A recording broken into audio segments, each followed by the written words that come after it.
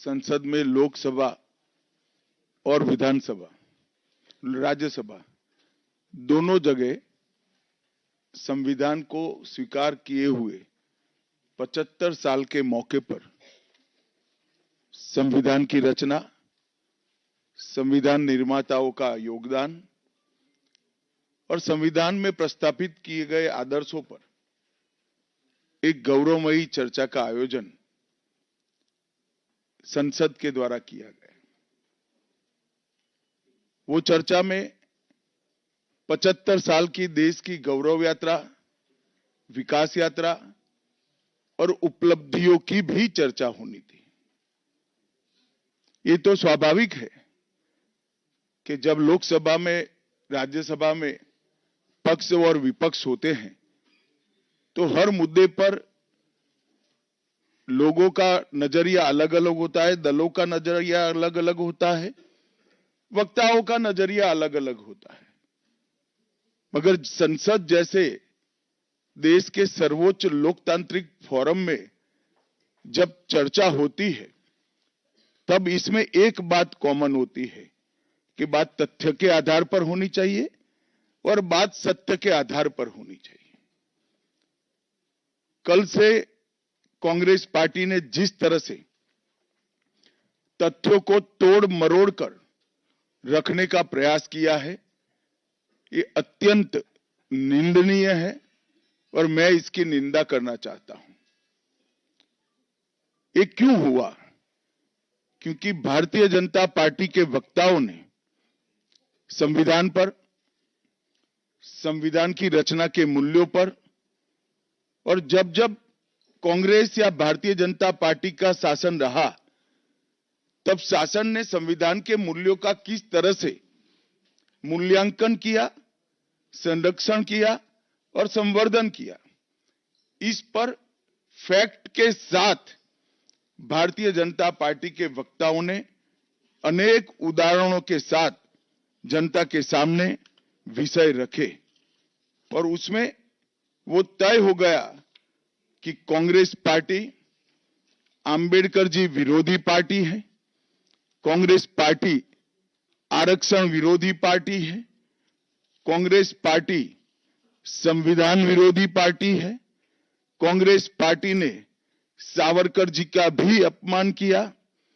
Congress party ने आपातकाल डालकर संविधान के सारे मूल्यों की धज्जियां उड़ा दी, नारी सम्मान को भी सालों तक दरकिनार किया, न्यायपालिका का हमेशा अपमान किया, सेना के शहीदों का अपमान किया और भारत की भूमि तक को संविधान तोड़कर विदेशी देशों को देने की हिमाकत कांग्रेस पार्टी के शासन में हुई। जब ये पूरा सत्य उजागर हो गया, कांग्रेस पार्टी ने फिर एक बार अपनी पुरानी पद्धति को आजमाते हुए बातों को तोड़ मरोड़ कर और सत्य को असत्य के कपड़े पहनाकर समाज में भ्रांति फैलाने का एक कुत्सित प्रयास किया है। संसद में जब चर्चा हो रही थी, ये सिद्ध हो गया कि बाबा साहेब आंबेडकर का कांग्रेस ने किस तरह से पुरजोश विरोध किया था। बाबा साहब के न रहने के बाद भी किस प्रकार से कांग्रेस ने बाबा साहब को हाशिए पर ढकेलने का प्रयास किया। जब संविधान सभा अपना काम कर चुकी, चुनाव हुआ 1951-52 में और 54 में, दोनों बार कांग्रेस ने बाबा साहब को हराने के लिए कोई कसर नहीं छोड़ी। यहां तक कि फ्रेंडली चुनाव होता है, स्पिरिट वाला चुनाव होता है, ऐसा चुनाव भी नहीं था। विशेष प्रयास किया गया और वो उनकी हार को सुनिश्चित किया गया। जहां तक भारत रत्न देने का सवाल है, कांग्रेस के नेताओं ने कई बार खुद ही अपने आप को भारत रत्न दिए हैं। 55 में नेहरू जी ने खुद को भारत रत्न दे दिया, 71 में इंदिरा जी ने खुद को भारत रत्न दे दिया और 1990 में बाबा साहब को भारत रत्न तब मिला जब कांग्रेस पार्टी सत्ता में नहीं रही और भारतीय जनता पार्टी के समर्थन वाली सरकार थी। 1990 तक कांग्रेस पार्टी बाबा साहब को भारत रत्न न मिले इसका बड़े जतन से प्रयास करती रही, यहां तक कि बाबा साहब की जयंती को भी 100वीं जयंती को भी मनाने का मना ही कर दिया गया। नेहरू जी की आंबेडकर जी के प्रति नफरत जग जाहिर है। नेहरू जी की खुद की किताब सिलेक्टेड वर्क्स ऑफ जाने से मंत्रिमंडल में कोई फर्क नहीं पड़ने वाला है। अंबेडकर जी के महान योगदान का मूल्यांकन जवाहरलाल जी किस तरह से करते थे, इससे बड़ा कोई उदाहरण नहीं हो सकता। जब पंडित जी की एक और किताब को पढ़ते हैं, लेटर टू चीफ मिनिस्टर में एक उल्लेख है, बंबई के मेयर ने एक पत्र में बाबा साहब के आंबेडकर के जन्मस्थान महू में उनका स्मारक बनाना चाहिए, ऐसा सुझाव दिया। 18 जून 1959 को पंडित जी ने कहा, सरकार के लिए स्मारक स्थापित करना बिल्कुल सामान्य बात नहीं होगी। आमतौर पर स्मारक निजी पहल से किया जाता है। अपने परिवार के चाहे कोई भी सदस्य हो, नेहरू जी हो, इंदिरा जी हो, संजय गांधी हो, राजीव गांधी हो, कई सारे लोगों के लाखों स्मारक देश के अंदर बनाने वाले परिवार के मुखिया कहते हैं कि आमतौर पर निजी पहल पर स्मारक बनाया जाता है, क्योंकि ये स्मारक B.R. आंबेडकर जी का था। मित्रों, जब एक दूसरा उदाहरण मैं देना चाहता हूं, एक सर्वदलीय मंत्रिमंडल पहली देश की कैबिनेट बनी जिसमें बाबा साहेब आंबेडकर भी सदस्य थे, नेहरू जी प्रधानमंत्री थे। नेहरू जी की किताब selected works of Jawaharlal Nehru में एक और उल्लेख आता है। नेहरू जी के आश्वासन के बावजूद आंबेडकर जी को कोई महत्वपूर्ण विभाग नहीं दिया गया और ये स्पष्ट इसके अंदर उल्लेख है कि सरकार की नीतियों, विशेषकर विदेश, रक्षा और अनुसूचित जाति और जनजाति से जुड़ी हुई नीतियां और 370 के खिलाफ आंबेडकर जी थे। जब एक और कांग्रेस पार्टी है, बाबा साहेब आंबेडकर का कोई स्मारक जब तक कांग्रेस सत्ता में रही बड़ा नहीं बना। जहां जहां विपक्ष की सरकारें आती गई, स्मारक बनते गए। भारतीय जनता पार्टी की सरकारों ने और नरेंद्र मोदी जी की सरकार ने बाबा साहब के जीवन के संबंधित पंच तीर्थ का विकास किया। मध्य प्रदेश में महू, लंदन में वो स्थान जहां बाबा साहब पढ़ते थे, नागपुर में दीक्षा भूमि, दिल्ली में महापरिनिर्वाण स्थान और महाराष्ट्र के मुंबई में स्थित चैत्य भूमि का विकास करने का काम भारतीय जनता पार्टी की सरकारों ने किया। 19 नवंबर 2015 को नरेंद्र मोदी जी ने आंबेडकर जी के सम्मान में 26 नवंबर को संविधान दिन घोषित किया। डॉक्टर आंबेडकर इंटरनेशनल सेंटर की स्थापना भी की। 2018 में प्रधानमंत्री नरेंद्र मोदी जी ने महापरिनिर्वाण स्थल पर डॉक्टर आंबेडकर स्मारक का उद्घाटन किया, जो लगभग 2 एकड़ में फैला है। मित्रों, मैं आज जब आप सबके सामने उपस्थित हुआ हूं, तब राज्यसभा में मेरे बयान को तोड़ मरोड़ कर पेश किया गया। मेरा मीडिया के सभी मित्रों से आग्रह है, कांग्रेस ने सार्वजनिक जीवन में जो पद्धति की है कि बयानों को तोड़ मरोड़ कर पेश करना, हो हल्ला मचाना और भ्रांति खड़ी करना। पहले उन्होंने नरेंद्र मोदी जी के भी एडिटेड बयानों को सार्वजनिक किया। चुनाव जब चल रहा था, मेरे बयान को AI का उपयोग कर एडिट किया गया और पूरे देश में इसको प्रसारित करने का घृणित काम किया गया। और आज आंबेडकर जी के लिए मेरी बात को तोड़ मरोड़ कर वो पेश कर रहे हैं। मैं स्पष्टता के साथ कहना चाहता हूं, मीडिया को विनती भी करना चाहता हूं कि मेरा पूरा बयान जनता के सामने रखिए। मैं वो पार्टी से आता हूं जो पार्टी कभी अंबेडकर जी का अपमान नहीं कर सकती।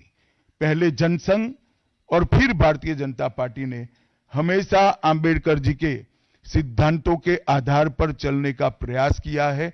जब जब भारतीय जनता पार्टी शासन में रही, अंबेडकर जी के सिद्धांतों का हमने प्रचार किया है। आरक्षण को और मजबूत करने का काम भारतीय जनता पार्टी ने किया है। इन्होंने जिस प्रकार से आरक्षण को भी विरोध किया वो भी हम सब जानते हैं। पिछड़ा वर्ग आयोग, काका साहेब कालेलकर आयोग 53 में बना, 55 में रिपोर्ट आई, आज तक वो रिपोर्ट को लागू नहीं किया गया।